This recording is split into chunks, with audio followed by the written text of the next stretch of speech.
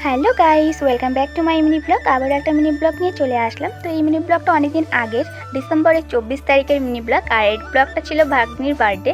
তো যাই হোক, এতদিন পর ব্লগটা এডিট করে তোমাদের সঙ্গে শেয়ার করছি।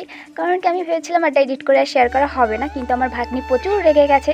বলে সব মিনি ব্লগতেই এডিট করে ছেড়ে দিস, কিন্তু আমারটা কেন ছাড়ছিস না? আমারটাও ছাড়তে হবে। আমার ভাগ্নির ছোট্ট বার্থডে সেলিব্রেশনটা তোমাদের সঙ্গে শেয়ার করলাম। কেমন লাগলো ভিডিওটা অবশ্যই কমেন্ট করে জানিয়ে দিও। তো চলো, এখানে আমাদের বার্থডে সেলিব্রেশন ছোট্ট করে, যেহেতু বার্থডে সেলিব্রেশন, তার জন্য ছোট্ট বাচ্চাদেরকেও বলা হয়েছে। তো ওরাও চলে এসেছে, আর এরা এসে খুব মজা করছিল এখানে। দেন এখানে প্রিয়স্মিতা সবাইকে কেক খাইয়ে দিচ্ছিল। আর আমাদের বাড়ি একটা দুষ্টু ভাগ্নিকে দেখাবো। দেখো, এই ভাগ্নিটা আমার এত দুষ্টু কি বলবো। আর ও দুষ্টুর সাথে আমার এই ছোট্ট বোনটা খুব দুষ্টু, ওদের দুজনের খুব লাগে। দেখো, ওকে স্প্রে দিয়ে ও ঝুড়িটা কিরকম করে দিয়েছে।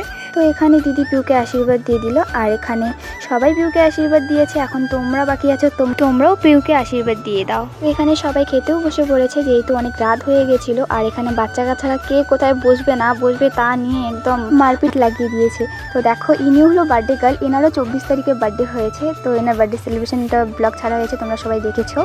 তো এখানে খেতে দিচ্ছিলাম। তো এখানে আমার একটা বৌদি আছে, সে বলে ওর নাকি কেক ভালো লাগে না, খায় না। তো আমি বললাম চলো এই কেকটা টেস্ট করে দেখো, ভালো না লাগলে পরে বলো। দেখো বৌদি হাত চেটে খাওয়ার স্টাইল দেখে বুঝতে পেরেছো কেকটা কতটা টেস্ট ছিল। তো যাই হোক, মিনি ব্লগটা আমার যদি ভালো লেগে থাকে তাহলে লাইক, কমেন্ট অ্যান্ড শেয়ার করে দিও। Bye guys.